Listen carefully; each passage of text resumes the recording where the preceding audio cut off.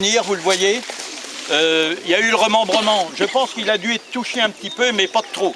Par contre, celui qui est devant, là, il devait se trouver un peu plus loin, là. Je pense qu'on a dit au garde, non, il fallait le laisser. Il était trop tard, il était arrivé là.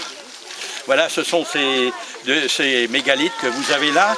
Et alors, la tradition, la légende, enfin surtout la légende, dit que ces cailloux-là se trouvaient sous les chaussures, sous les pieds de Gargantua. Vous avez entendu parler de Gargantua, ce géant qui franchissait les rivières d'un pas. Et c'est en franchissant ici l'étang de Baron, en enjambant l'étang, quand il est arrivé ici, tout simplement, ça, il y a des cailloux qui se sont décrochés sous ses chaussures. Il paraît que ce serait ça, des cailloux qui étaient sous les chaussures de Gargantua. Vous voyez?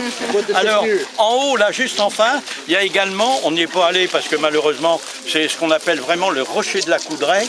C'est un rocher où Pierre Menand, là, qui était cantonnier, qui faisait sauter les menhirs, enfin tout ce qu'il trouvait, les pierres pour, je veux dire, empierrer les routes, eh bien, il a essayé de le faire là au-dessus.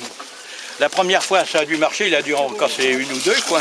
Puis la deuxième fois, il avait fait un bourrage extraordinaire. Quand il a mis le feu, ça lui a pété dans la figure. Oh, il s'est dit ça. Signe du destin, je n'y touche pas.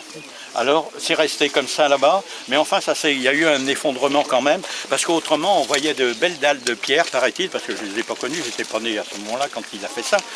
De belles dalles de pierre. On dit que c'est là que le soir, les petites fées venaient frotter leur linge avant de le rincer dans l'étang. Voilà, j'en ai terminé, j'ai plus rien à vous dire. Sinon que la villa gallo-romaine, vous ne verrez rien, malheureusement. Si tout était labouré, vous pourriez voir peut-être encore des morceaux de tuiles. De tuiles, vous savez ce que c'est que des tuiles, la couleur de la tuile, rouge brique, quoi. C'est ça, mais il n'y en a plus beaucoup, parce qu'avec les moyens à la disposition des agriculteurs actuellement, eh bien vous savez, on broie tous les restes.